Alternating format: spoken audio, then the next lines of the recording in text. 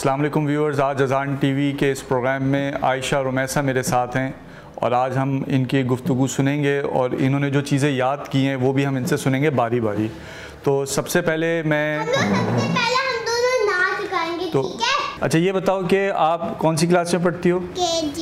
KG में पढ़ती हो। अच्छा ये बताओ कि आपने क्या चीज़ें वो हैं जो बाबा ने आपको सिखाई थी, आपको अगर याद हो? अज़ान याद है आपको? चलो मैं आपकी अज़ान सुनता हूँ। ये पहले मैं माइक ये देता हूँ।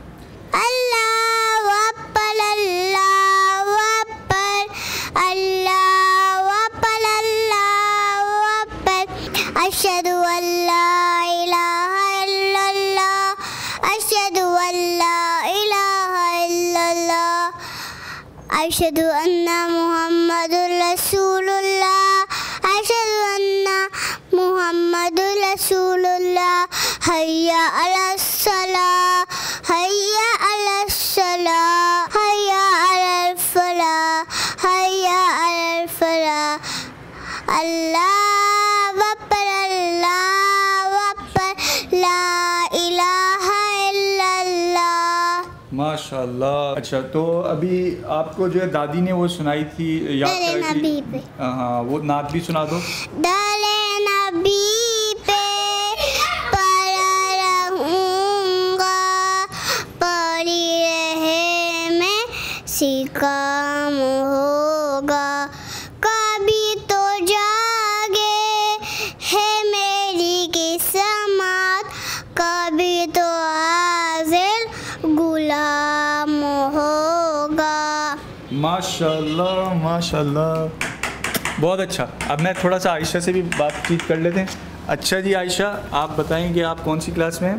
1 क्लास 1 में। और आपका कौन सा फेवरेट स्पोर्ट है? स्विमिंग। स्विमिंग आती है आपको भी पूरी? जैकेट पहनकर। जैकेट पहन के? अच्छा चलो अब ये पूरी जैकेट के बगैर भी आ जाए। आयशा रुमैसा, पहले तो मैं आप लोगों से पूछता हूँ, आपको पता है हाफिज़ कुरान कौन होता है? पता है, जो मदरसे जाते हैं वो हाफिज होता है। और आप बताएं हाफिज़ कुरान कौन होता है? वो एक अच्छा पढ़ने का शौक होता है, उसको पूरा कायदा कंप्लीट कर। अच्छा रुमैसा, आप बताओ हाफिज़ कुरान किसे कहते हैं? जो अल्लाह ताला होता है। अच्छा मैं पहले जवाब बताता हूँ। हाफिज़ कुरान उसे कहते हैं जो अल्लाह ताला के कुरान शरीफ को, किताब को ज़बानी याद करता है। क्या कहते हैं? जो उसको याद करता है। ठीक है आयशा, हाफिज़ कुरान किसे कहते हैं? हाफिज कुरान कहते हैं जो अभी पूछ अल्लाह मियां का कायदा जो पूरा ज़बानी मुकम्मल कर देता है उसको कहते हैं। नहीं, हाफिज़ कुरान उसे कहते हैं जो कुरान शरीफ को पूरा याद कर लेता है। अब देखिए मैं आपको दिखाता हूँ अभी, एक सेकंड। कुरान शरीफ कहाँ है? इधर है। अब देखो ये पूरा कुरान शरीफ है, सही ना? अल्लाह ताला, ये पूरा कुरान शरीफ है, अल्लाह ताला की किताब है और इसमें अल्लाह ताला जो है सबको मैसेज देते हैं कि आपने नमाज ऐसे पढ़नी है, आपने हज पे जाना है, आपने रोज़ा रखना है, आपने अच्छी बातें करनी है। तो जो इसको पूरा यहाँ से लेके शुरू से याद करता है ना, शुरू से यहाँ से याद करता है, यहाँ से लेके और पूरे सारे पेजेस याद कर लेते हैं, पूरे पेजेस। ये देखो कितने ज़्यादा पेजेस हैं, इतने ज़्यादा पेजेस। हाँ इसको भी हाथ नहीं ले, अभी आप हाथ नहीं लगो। अच्छा ये जो एंड तक इसको याद कर लेता है ना, देख रही हो, इसको जो एंड तक याद कर लेता है उसको क्या कहते हैं? हाफिज़ कुरान। और जो हाफिज़ होता है अल्लाह ताला फिर क़यामत के दिन उसको कहेंगे कि आप जो कुरान पढ़ते जाओ और आपके दर्जात बुलंद होते जाएंगे, अब बड़ी से बड़ी जन्नत में चले जाओगे। आप भी बनोगी ना हाफिज़, हाफिज़ा बनोगी? अब रुमैसा और आयशा से मैं सवाल पूछता हूँ। अच्छा रुमैसा ये बताओ हाफिज़ कुरान किसे कहते हैं? जो अल्लाह ताला का कुरान मजीद पूरा याद कर लेता है उसको कहते हैं हाफिज़। माशाल्लाह। अब आप बताओ हाफिज़ कुरान किसे कहते हैं?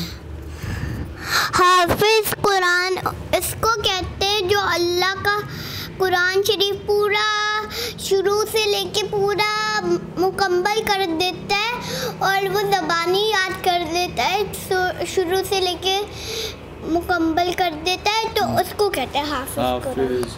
अब मैं आपको बताऊंगा कि मस्जिद में आपको आवाज़ आती है ना, मस्जिद से अल्लाहु अकबर अज़ान जैसे दे रहे होते हैं, उनको क्या कहते हैं जो अज़ान देते हैं? मुअज्जिन। क्या कहते हैं? नहीं, मौली साहब नहीं, मुअज्जिन। मुअज्जिन क्या? मुअज्जिन किसे कहते हैं रुमैसा? जो नमाज दे रहा था। नमाज नहीं, अज़ान। मुअज्जिन किसे कहते हैं? जो नमाज देते हैं, अज़ान देते हैं। अज़ान देते हैं। अच्छा रुमैसा, मुअज्जिन किसे कहते हैं? जो अज़ान देता है। देते हैं। देते हैं। ठीक है, तो अब ऐसा करते हैं, अब बाकी बच्चों को भी बता देते हैं। बच्चों देखो, आयशा रुमैसा ने हमें बताया कि मुअज्जिन उस शख्स को कहते हैं जो मस्जिद में अज़ान देते हैं। ठीक है, अब आप मुझे ये बताओ कि कुरान शरीफ में कितने पारे हैं? कुरान शरीफ में कितने पारे हैं? 3। कुरान शरीफ में 30 पारे हैं। कितने? 30। कुरान शरीफ में रुमैसा आप बताओ कितने पारे हैं? 30। आयशा कितने पारे हैं कुरान शरीफ में? 30। अब याद रहेगा? अच्छा, अब ये बताओ कुरान शरीफ में, मैं आपको बताता हूँ, कुरान शरीफ में 114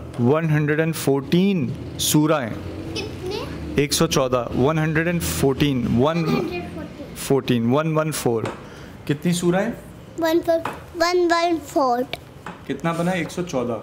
114। और इंग्लिश में कैसे कहेंगे? 114। बोलो। 114। कुरान शरीफ में कितने पारे हैं? 30।